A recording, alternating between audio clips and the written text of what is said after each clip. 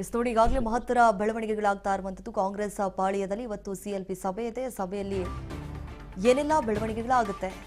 June 3ರಂದು DK Shivakumar ಅವರು ಪದಗ್ರಹಣವನ್ನ ಮಾಡಲಿದ್ದಾರೆ. ಬುಧವಾರ ಡಿಕೆಶಿ ಸಿಎಂ ಆಗಿ ಪ್ರಮಾಣ ವಚನವನ್ನ ಸ್ವೀಕರಿಸಲಿದ್ದಾರೆ.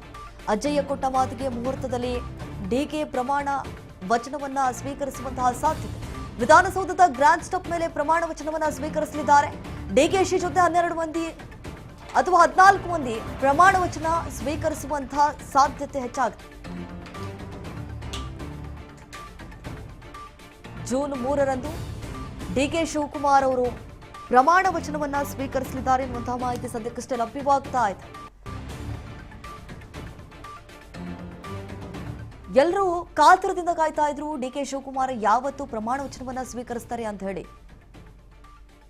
ಕೊನೆಗೂ ಜೂನ್ 3ರಂದು ಪದಗ್ರಹಣವನ್ನ ಮಾಡಲಿದ್ದಾರೆ ಎನ್ನುವಂತಹ ಮಾಹಿತಿ.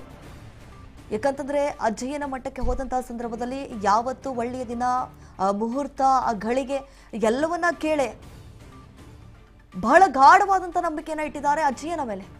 ಹಾಗಾಗಿ ಅವರು ನುಡಿದಂತೆ ನಡೆದುಕೊಳ್ತಾರೆ ಡಿಕೆ ಶಿವಕುಮಾರ್ ಅವರು.